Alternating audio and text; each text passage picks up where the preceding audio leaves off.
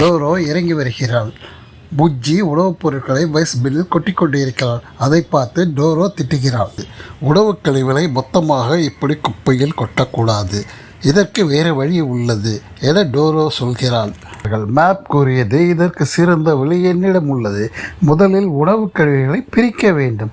காய்கறி கழிவு, பழவகை கழிவு, மாமிச கழிவு, உபரி உணவுக் கழிவுகள் நமக்கு தேவையற்றது, ஆனால் மற்றவர்களுக்கு இது தேவைப்படும்.